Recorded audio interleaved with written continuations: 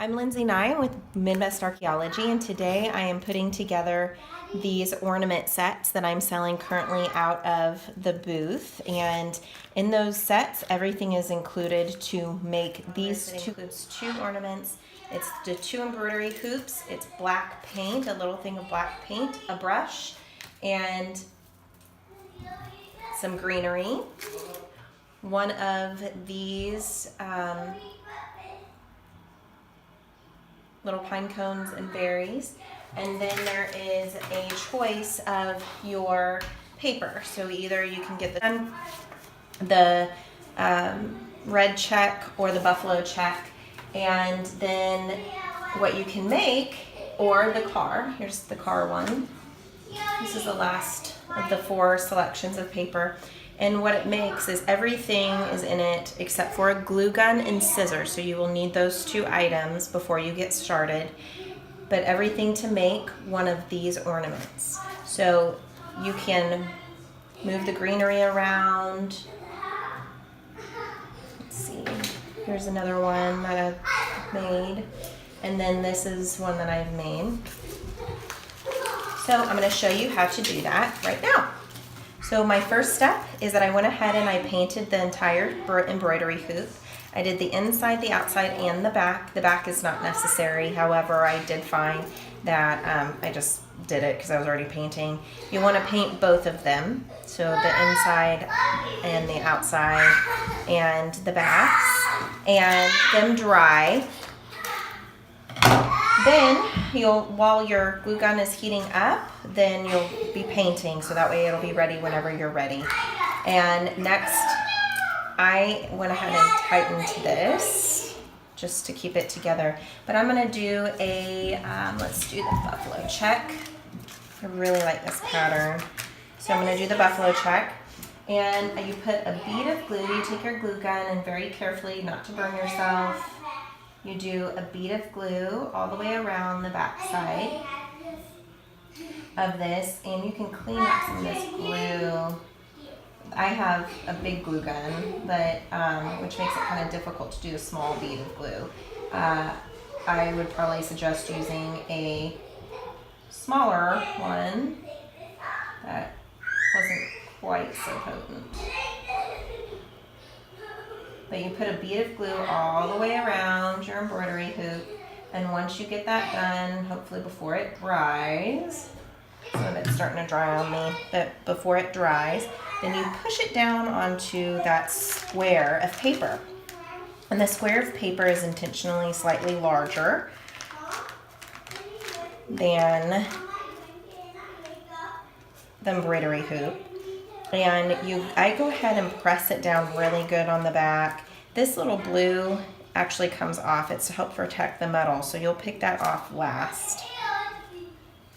But I go ahead and press that down, and either you can cut the paper now once it's dry, or you can choose to cut it after you get the greenery on, depending on where you're putting the greenery. I'm gonna go ahead and cut it. So I just cut around the sides like this. And I do, whenever I'm cutting it, I nicked it just a little bit, the black paint. So you can always use a little bit of that black paint just to touch it back up if you want, and if that bothers you. So I'm cutting.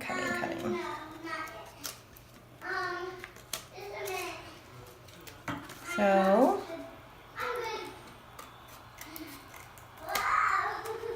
getting around that little knob is kind of difficult in this one.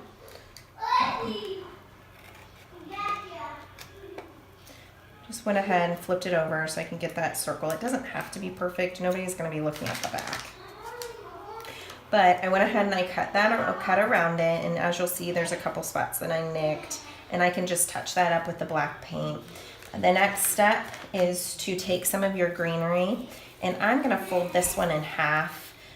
Some of the other ones, as you can see, I twined it around, I wrapped it around the top and put the pine cones on top. This one is on a bottom. So there's other ones that I have done different things with, but I'm gonna put this one on top, and I think I'm gonna do it just like this, and I'm gonna put a little bead of glue just on the top.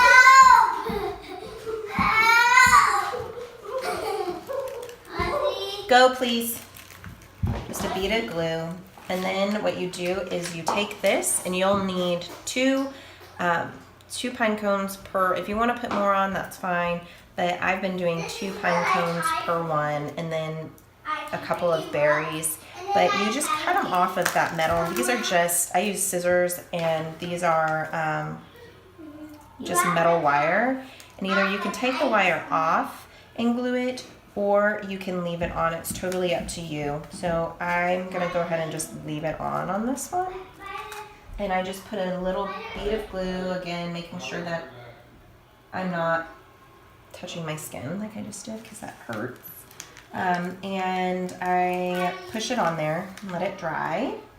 And then here's a little bead. Put that on there. Let it stick to the greenery. Got some flyaways. Then here's my other pine cone. Really needed a smaller glue gun for this one. And then my other bead is on the floor, so grab that. But here's the other little bead, and I just put a little bit of glue on it and stick that one on there.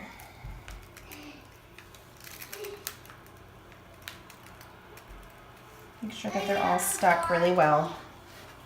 And then if you're doing this embroidery hoop, you need to make sure that you're picking off the blue. And I could actually unscrew this to get the rest of the blue off, but picking the blue off, because that is just to protect the metal. And you want to leave that on while you're painting. Otherwise it's going to be covered in black, unless you want it covered in black.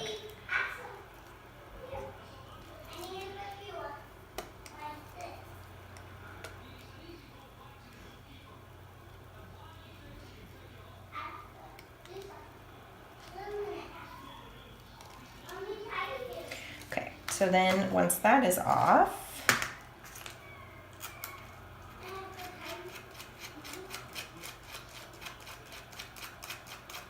now, on the ones that don't have the top on it, I've been either poking a hole through the paper and feeding the twine through, which you have 2 twines.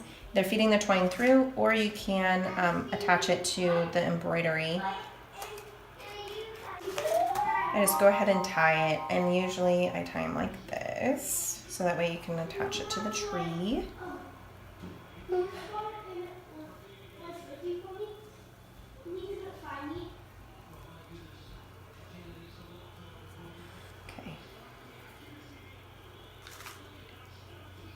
Put that in there, and then squish it, and that's it. That is the DIY ornament kit. So you'll get 2, so you get to decide which one you want to do, and you can make them however you want. That's the beauty of DIY and creativity, crafting, getting to do whatever you want. So there we go. Thank you.